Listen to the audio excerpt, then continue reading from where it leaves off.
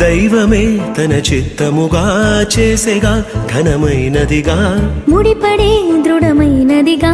విడిపడే వీలు లేనిదిగా కలలకే సాకారముగా ఒకరికొకరు ఆధారముగా తల్లి స్థానంలో భార్యనుగా తండ్రి స్థానంలో భర్తనుగా నాదనే స్వార్థము విడగా మనదనే బంధము జతగా ప్రతిదినం తీగెలు లతగా అల్లుకుపోయే చందముగా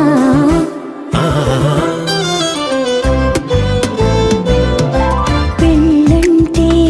దేహములు వేరైనా ఒక్కటిగా ఫలించే దైవ సంకల్పం పెళ్ళంటే ఇరువురు ఏకముగా తండ్రి పని జరిగించే గొప్ప అవకాశం ఇహలో